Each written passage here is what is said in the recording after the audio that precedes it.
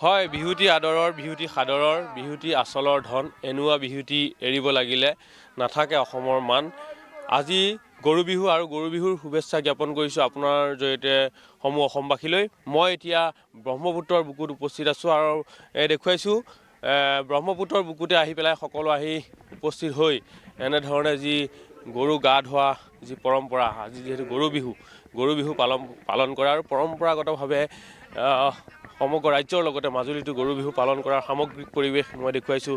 ব্ৰহ্মপুত্ৰৰ বক্ষৰ পৰা লুইতৰ পানীত এনেধৰণে নিজৰ গোধন এনেধৰণে গা ধুৱাবৰ বাবে ওলাই আহিছে আৰু লাও খা বেঙেনা খা বছৰে বছৰে বাঢ়ি যা, তেওঁলোকক যি নোৱাই ধুৱাই ইয়ালৈ লৈ অহা পৰিৱেশ, সেই পৰিৱেশটো দেখুৱাইছোঁ।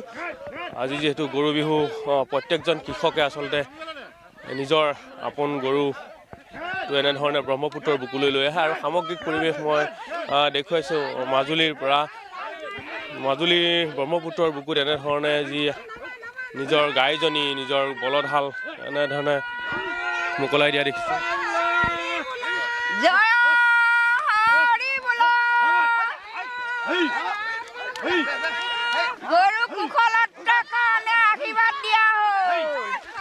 হয়, হাতত দীঘলতি লৈ এনেধৰণে ব্ৰহ্মপুত্ৰৰ বক্ষত যি কৃষকসকল আছে, সেই কৃষকসকলে আপোন গৰুহাল বা আপোন গাইজনী এনেধৰণে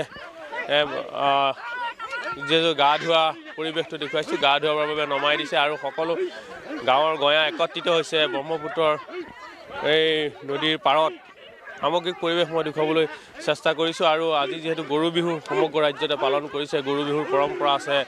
কৃষকসকলে আচলতে নিজৰ আপোন গৰু এনেধৰণে ধুওৱা পৰিৱেশ মই দেখুৱাইছোঁ। সামগ্ৰিকভাৱে